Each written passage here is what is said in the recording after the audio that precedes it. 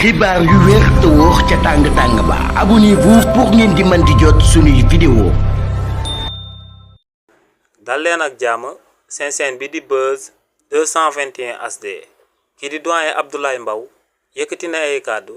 daal di koy jëmale ci njuuj njaaj yi nga xam ne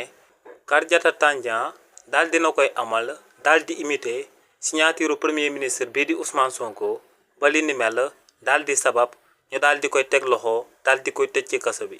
si li ni mel doyen Abdoulaye Mbow ne en 2022 kookee di Kardiata Tandian tegoon nañ ko fi loxo ci coowal traficu passeport bi mu daan amal ginnaaw ba mu daan liggéey ci ASEPEX te ne si li ni mel tegoon nañ ko ci loxo daal di koy tëj lu tolloog 6 mois ba noppi daal di koy placer sous contrôle judiciaire waaye ne li ni mel teewul kookee di Kardiata Tandian daal di amalaat ay njuuj njaajam ba daal di imité waat signature premier ministre bii di Ousmane Sonko bëggoon a amal usurpation de fonction te li ni mel sababaat na ñu jëlaat ko daal di koy tëjaat ci kaso bi nee nag kii di Kardiata Tandian moom la waa police daal di jàpp jëmale ko ci njuuj njaaj yim daan amal jëmale ko ci administration bi waaye ne lu leer ba am moom mooy que ne ñu nekk ci administration sénégalaise bés bu ñu xëyee ñoo ngi teg seeni njuuj njaaj di fexe daal di yóbbu xaalis bi nga xam ne Sénégal yépp ñoom ñoo ko daal di bokk